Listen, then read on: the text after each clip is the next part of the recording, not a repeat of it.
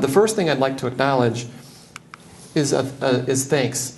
So I first and foremost want to say thank you to our Board of Education, our current Board of Education. The 7 members of this board hired me, and this happened in July. It was on a unanimous 7-0 vote. I still remember the call that Greg had made to my home. I was very surprised and elated, so I hope that I didn't make a complete fool of myself when I answered the phone.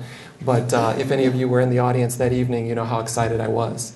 So just want to say thank you to the board. Also, I just noticed that my wife is in the background. So it was not planned. I did not know she was coming, but she's awfully nice to come. And for my family to be so supportive as well, my sons and my wife and my extended family, that's also been very helpful. I also want to say thank you to our former superintendent, Mr. Dodge. I know that Mr. Dodge was in the district for approximately 5 years. He worked very hard when he first arrived, setting some things in motion that I think are very positive and we're benefiting from still today. I know that the board governance and the order of the chain of command, along with the outstanding, and I know the board deserves this credit too, of being financially healthy. Those are all fantastic things for the district right now. So I just, obviously want to say thanks to Mr. Dodge. That would be remiss if I did not acknowledge him in this presentation. And also I want to give my appreciation. I see a lot of teachers in the audience tonight, the administration who are here, staff members that are in the audience tonight, the parents, the public, also our students. I truly want you to all know we need to reestablish the word community in Dundee Community Schools. And not that it's gone away, but we really need to emphasize that because this truly is about community and we're very appreciative of all of those individuals. So I'm a visual guy. I'm a teacher as well. You can't see it right now, but I do have a poster that was given to me. And this is kind of funny because this was from one of the buildings, and it says on the top, Eddie's 90-day crunch. Because they're so sick and tired. I think the staff here are so sick and tired of hearing 90-day plan, 90-day plan. They gag me with a spoon. But I just want you to read. It's just very poignant. It says, Eddie's a superintendent that crosses his T's and dots his I's. He takes care of his peeps, that purple box is a peeps, and ensures of our payday. Eddie is a lifesaver in emergency. Thank you for going that extra for our students. We have mounds of respect for you. So I just wanted to acknowledge that I've been welcomed, and this has been awesome for me to be here. So beginning in the middle of late August, and then now at this meeting, even in July when I was interviewed, had put together a plan that had many tenets to it. So at the end of the 90 days, this is the summary of that effort. There were 3 goals, 6 objectives, and 36 activities from this plan. So there are 4 steps toward accountability, because I'm holding myself accountable as I would expect to hold others accountable for their plans or their actions. So the first one is not yet, beginning, continuing, and completed. So those are the 4 levels that I had associated with these goals. So goal 1 was to establish the staff, parent, guardian trust and confidence through open and honest communication, along with positive relationships. This is a big page that has a lot of writing on it, but really what it's coming down to that it's stating is, as a district, there are a lot of things that we are wanting to push forward. And this is talking about our goals and strategies for our district improvement plan, and making sure they're connected to our consolidated application as well.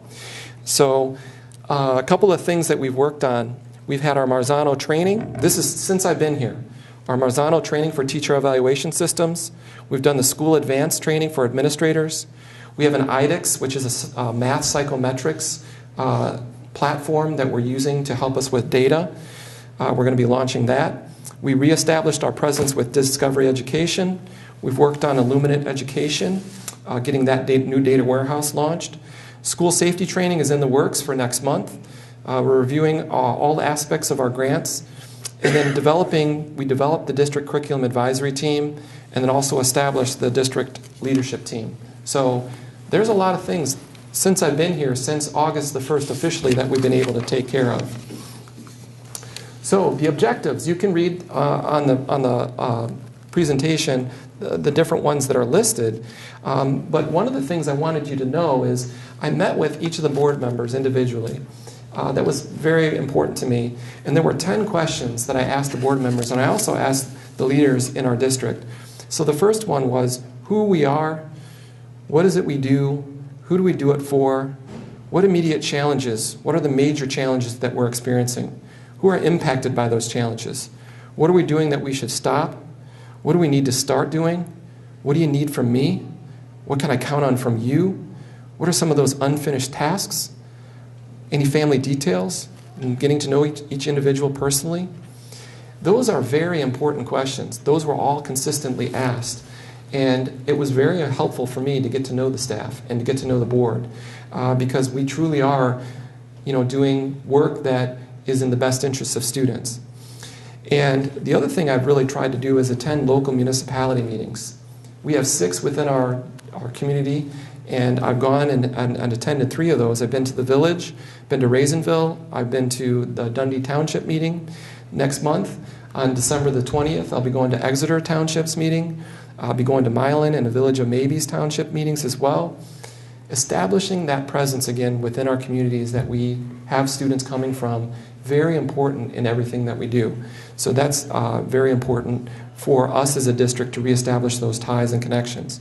The other thing, and I know Ms. Zanger, where is she? Thank you for passing out the Sip with the Soup flyers, or shall I say strong-arming people into getting those. But those coffee talks, those have been very important. And then establishing the curriculum advisory team too. So this is just a picture of the board forum that I attended with our congressional candidate, the state representatives. This was our own board forum because I know that we've had transition of new board leadership that we've elected as a public. This is just a quick picture of a Sip with the Soup event that I held at Bricktown, Coney Island. Next Monday, I'll be at the Little Brown Jug in Maybe from 6 to 7 p.m. No, I will not be able to buy you the beverage of your choice. However, I will be able to buy you a Pepsi, and I'll be buying some nachos. So it'll be a way for me to talk to you. And then we have the District Curriculum Advisory Team. And I didn't have a photo, but this is a protocol, a flow chart that we've developed in establishing some of those procedures and what we do as a district and how we're going to approach curriculum adoptions and material adoptions. So visits to the classrooms, also something very important, to be visible with the students and with the staff. So I've thoroughly enjoyed that aspect. And then under the other objective areas, you'll see that we've had many other things, and one of those that we'll talk about in depth with the presentation is the idea of having a survey. So I know that many of you might have had the opportunity to have my business card, and on the back of that was a link to a survey, and we'll talk about that in just a bit. But worked or visited with local business leaders. There was a cookout in August, and then this coming Friday, I'll be going to that meeting with our Dundee area business group. And then connected with the legislators at the candidate forum. We've also trying to establish our social media presence so that we're consistent. I know that I have a professional Twitter account. I know that students love that. They love having their photos and things talked about that students are engaged with. And then I also have tried to attend a lot of different games, little contests, academic, after-school activities. I know just in this room last week we had the middle school Junior Honor Society, so that was also something that's very important. But these all just culminate into establishing the presence again of the superintendent in everyone's eyes and wanting to be involved with students. So here's some photos. No, that is not a photo bomb of me in the corner. That was at a football game, actually at the Ida football game. And if you follow my Twitter, there's a question out there, did you actually see the superintendent moonwalk? It's possible. You might. So we're throwing it out there. It might happen again. Who knows? But I just know that all of those events mean something, and it means establishing trust. Trust with the district. Trust with the leadership of the district. And that's very important to me. So visiting events here again. Just having some time to go to the band events. There was an open house there with a curriculum night. Making sure that, the bottom left is, that's Colin. You can't really see him there, but he's getting his All-State Award there. The middle one was Tom Stahl in our FFA program, partnering with Tracy Virgils in her first grade. I know they have this PALS program, very impressive. The one on the right is the Dig Pink event. We had gotten a grant donation actually from the Fiat Chrysler engine plant here in town. So all of these things are important to our district and our community. So here's the chart that has the colors and has the completed, not completed. And you'll see some on the very right-hand side, and I'll use my handy-dandy laser pointer. This side is the end of October. This is where I stood with all of those events. And then here, September and August. And you'll see that there has been a progression with some of these. So the second objective was basically to meet each building principal and program director, introduce myself to all the staff. I've tried to get around as much as I can. Establishing that presence, I think, is, again, very important. Again, I asked those 10 questions, and then we established the district leadership team. We're actually taking the time to read a very important book, and I've given a copy to each of our board members. It's a book written by Patrick Lencioni. It's called The Advantage. And this is something that I identified very quickly coming into the district about cultural health. We have to establish positive cultural health, because cultural health, having positive cultural health, really is a cornerstone for building a district that is healthy and effective. So we wanted to make sure to follow through with that. And then our GSRP program in our district, I was able to establish that rapport with that program. We're very proud of them. I know at an earlier board meeting, we recognized them for being a 5-star rated program. And then getting our regional director for special ed an actual home, physical home in our district, establishing her an office here in the middle school. Again, one of those small details, but a big step in connecting back to an organization that we need to connect with. So this kind of ties in with that, just talking about the leadership and meeting with our leadership. I know our president of our education association is here tonight. On the very first day I was in the district, Lee and I sat down and met. I know that the DESPA leadership has finally been settled. I've met with Denise Fryer, and then our UNISERV director, Kelly Powers. Those relationships matter because we have to support those staff that actually are the engine that makes our car run in this district. They make everything move. Having teachers doing a great job is very important to me. So here is our district leadership team retreat. I pulled it together in 10 days with the help of Jenny. I know Jenny worked hard with me. We went over to Splash Universe, unfortunately in a room that had no air conditioning on a 95-degree day. So that was fun. That was an adventure unto itself. But it really set the tone for the year, and I think that was very positive for all of our leadership team members to come together very early in this school year. And then just the GSRP connections, it has been just loads of fun. Getting to know that staff, getting to know those families, getting to know those students. So here's the chart, trying to show that was able to complete pretty much all of these. Doesn't mean because they've been completed, that doesn't mean we're going to still cultivate those areas. So the second goal, just building upon the achievement for the district. And this has some questions on it. And it's more about the M-STEP process and our ability as a district to respond to standardized testing and the testing that we're supposed to be doing with our students. And as you can see, how are students and staff preparing differently to combat the new tests? The SAT results, we were slightly behind as a district, but we got to work on that. The newest results for M-STEP showed it was an improvement. From 13 of 20, we're now 17 of 20 above the state average, which is great. So we're very proud of that. So becoming familiar with all the curriculum, becoming familiar with setting things on the website that we need to have there, making sure that we talk about our building and school improvement plans, that's also very important. And as you can see, there's a couple areas that are completed, but then there are some that are just continuing. And those, I think, will always be continuing because as a district, we have to keep that saw sharp. Stephen Covey, an educationalist, talks about making sure that you, as an educator, we want to always look for improvement. We always want to make sure that our saw is sharp. So then the second objective was making sure that to establish the current programs, getting over to Riverside, but Riverside Academy, and then review the annual reports and then all of the assessments that we have. So Riverside Academy, just a couple of great pictures there. I know Mr. Walentowski, our director there, does a super job of connecting with these students. It's important that as a district we maintain this program. I think this is a huge viable part of our district and our community. It gives students an option, a desperate option for some of these kids to be very successful. I've really enjoyed getting to know those kids. So as you can see, a couple of them are complete, a couple of them are continuing, still trying to work on those areas.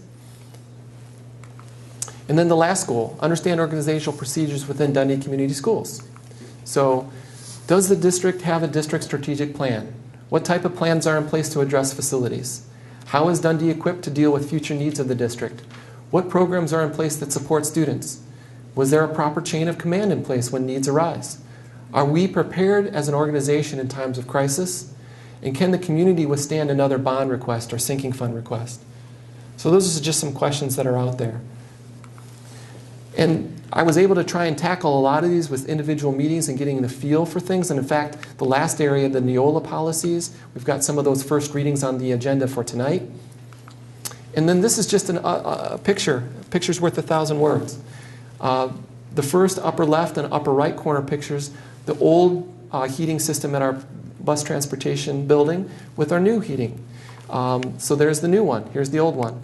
And then we have, this is our old, one of our two old pool filter systems. As you can see, there's tons of corrosion on there, and it's causing there to be some problems with the pool filter, which we're going to be replacing next week.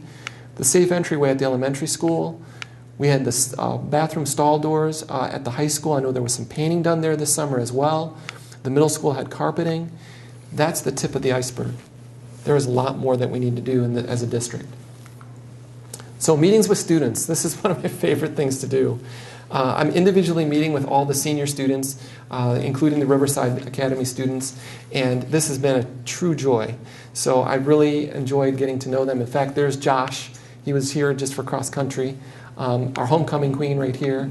I know that we're very excited to have such great students in our district. And then here's the chart that shows the completion of this area. Continuing still with the student leadership, have yet to meet with the council that's there, want to do that. And then the Neola is an ongoing issue. So the survey, this is awesome. I did hit triple digits. I was always trying to hit triple digits. I hit it right on the nose. Had 100 people respond. So there were 10 questions, and then 22 of those 100 people actually gave me or put in the system the names for them to be contacted. And then at our leadership team meeting tonight, or earlier today, we came up with about 30 other names of people. So we've got a good start on our invitation list for our district strategic planning process that we're going to start in January, which we're very excited to be able to do. So the survey results. Survey says, of the people that responded, the majority of the people said they did not have children attending the school district, which I found very interesting. So I thought that was kind of interesting, the majority. And of those 43% who had children attending, this is the breakdown, and it doesn't all add up, but the figures that we have do show there was a good distribution between programs. Unfortunately, I didn't have Riverside represented, and there was only one family from GSRP. But overwhelming majority showed that, well, this is incorrect, but we had the middle school and the high school and the elementary, but this is a stat that's off because the way that the Google survey works, it populated it differently because it was tied to the previous question. And then for this slide, we asked the question, what is your opinion of Dundee Community Schools, and is it meeting the needs of the students socially? And for this particular survey, there was, if you combine, and it doesn't really, there's not a hard way to show it here because of the way that it printed out with this histogram. A histogram is a form of graph, but there were 80, I want to get this number right, 80, I'm looking at my own writing, 82% either put a 5 or a 4 that they felt that Dundee, which is, on the very good side, that we were doing a good job of meeting their children's needs socially, which I thought was very powerful. And then the next question was, is Dundee Community Schools meeting the needs of children academically? And then in the 4 and 5 category, there was actually a return of 84% that said that we were. So our public is obviously very supportive of us in that domain as well. And then athletically, are we meeting the needs of our students athletically? And for this particular survey, and let me find that correct stat. I'm going to get this. Oh, so this is the one. I'm sorry. This is the one that was 84% was the athletically, that they feel like we're meeting their needs athletically. And then the previous slide for this would have been for academically. That was 75%, so 3/4 of them. So this was a little off, so I apologize for that. I'm trying to read my own writing here.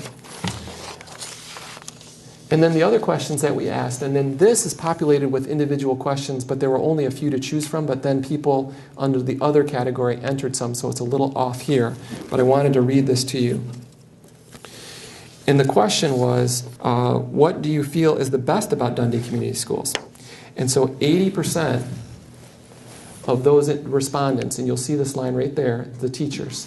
So teachers were at 80%, administrators were at 52%, district staff was at 50%, the safety of the school was 48%. So there's a high respondence here of the surveys showing that we feel our teachers are the most important. So the next question was, what do you think we need to improve? And this is where it gets a little interesting because this is also broken down. So 44% of those surveyed said the facilities, 41% said academics, 33% said extracurricular, 30% of those said class size, and 17% said other. For this slide and the previous slide, they could choose more than one. So this is going to not equate to 100, but it does show you there's some clear definitions about what we need to improve. So, have you personally met me? 92% said yes, 8 said no. And then, where did you meet me? The majority of those respondents said, we met him at school. So I just wanted to show, though, that there were still some other areas that I tried to meet everyone, throughout the community in various ways and shapes. So the final one was, do you want to be a part of the district strategic planning process? There were 46 people that said no, and then 30 said, oh, I need some more information, and 24 said, I think I want to consider it. So the next steps, what does that mean for us? So the first thing, and it's this very top one, it says, to develop a district strategic plan that will address the academic, facilities, finance, and communication goals.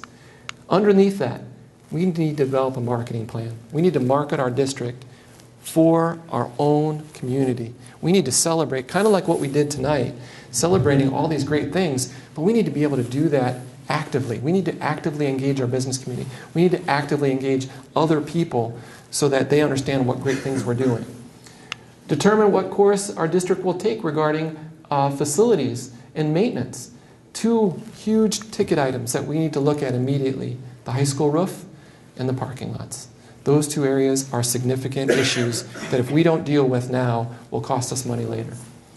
Determine if the district is ready for assistance accreditation, either through Advanced Ed or maybe the League of Innovative Schools, but then all of these curricular areas too.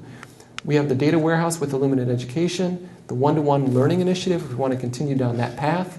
Staffing needs. These are some areas that we just identified. You'll see we don't have middle school art in our district.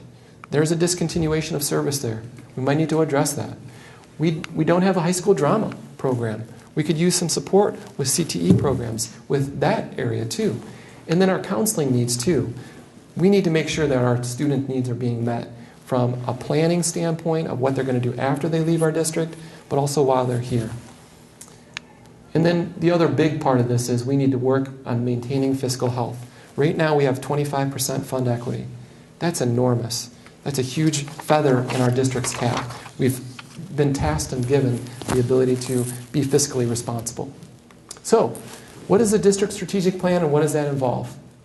This is roughly a 6 to 8 month planning process. Redefine the vision and mission statement. And here's the vision statement. Student learning today for a global tomorrow. We don't have a mission statement. At least I couldn't find one. We only have a vision statement. So we have to redefine that, and that group of 40 to 60 or more community members made up of stakeholders from every area of our community, we want to come together. This is the day, Saturday, January 14th.